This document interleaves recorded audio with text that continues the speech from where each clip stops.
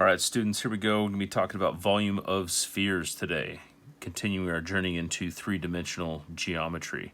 A sphere is a three-dimensional circle. One point is called the center, and the distance from the center out to the circle that makes the sphere, or the edge that makes the sphere, or the face that makes the sphere, however you want to define it, the center out is called the radius.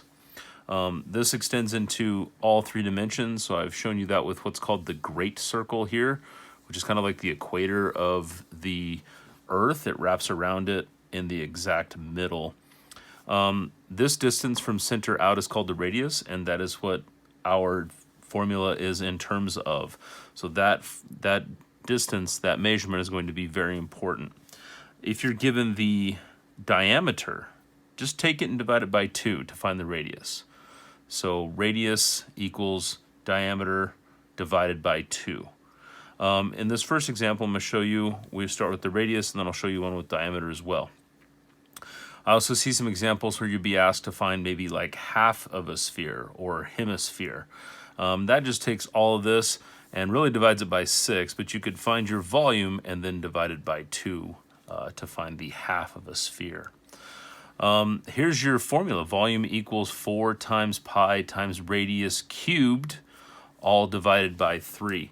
There is another way to write this. You'll see some textbooks say 4/3 times pi times radius cubed. They mean the same thing. I like this one a little bit better because it lines out the operations and helps us avoid that fraction, as I know some of you will appreciate.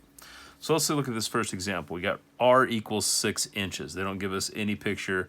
All circle or all spheres are similar, so we don't really even need a picture to solve this. But imagine this sphere with a radius of 6 inches. We're going to start with the formula. So we have volume equals 4 times pi times radius cubed. Now look there, I put radius cubed. I just took my radius and substituted it right in there, all divided by 3. That's really the only difficult part, I guess, is making sure you put your radius in and not the diameter. Like I said, if you put in diameter, you want to divide it by 2 to get the radius before you substitute. From here, I'm going to be using the calculator, but we also have to follow order of operations. So exponents come first. We're going to do all the top part of the expression and then divide it by 3 to finish it up. So first thing I'm looking at is 6 to the third power, or 6 times 6 times 6. And that equals 216. Just to show you where each step comes from, I'll go ahead and write that out. We got volume now equals 4 times pi times 216, all divided by 3. Next, I'm using multiplication. Technically it would be left to right, so 4 times pi and then times 216. I think I'm going to go ahead and do them all at once. So I have this 216. I'm going to go ahead and multiply it by 4. Seems reasonable. And now I'm going to finish it up with multiplying it by pi. So I have 2,712.96. Volume equals 2712.96. But don't forget, we still have to divide that by 3. So complete everything on the top, and now we're going to divide it by 3.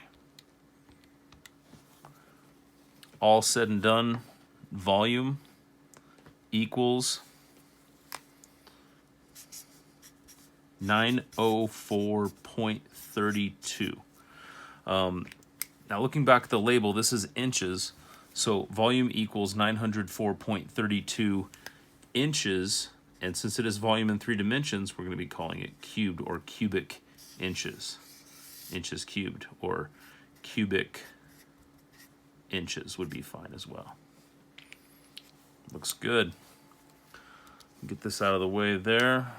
Let's move on to, well, that was good. What if we're left with this situation? We're asked to find volume. My poorly drawn sphere here. But it does show all the way across is 4.6 centimeters. So that changes things up a little bit. Changes things up because instead of using 4.6 in my formula, I'm going to have to take that and divide it by 2 to find the radius. This is actually diameter. So if diameter equals 4.6, then radius would equal that divided by 2, or 2.3. So radius is what we're going to be using in our formula. Back to our formula for volume. Now that we have the radius, remember, keep that in mind. We're going to be using that radius right there. Find the volume. Volume equals 4 times pi times radius cubed, all divided by 3. I'm going to put that 2.3 in there for my radius. And of course, I'm going to grab my calculator. I'm going to start in here. We got 2.3 times 2.3 times 2.3 is 12.167. That's my radius cubed. Still have to take it times pi and times 4. And then, of course, divide it by 3. So let's see if we can do some more operations here. We have 12.167. Let's go ahead and go times 4. Okay, seems right because 12 times 4 would be about 48, a little bit more than that. Now let's go times pi times 3.14. This is going to get ugly. 152.81752. Don't round yet. You will be able to round on your assignment, but don't round until the end. With that still on the calculator, I'm going to push divide by 3, and that's going to be the final answer there.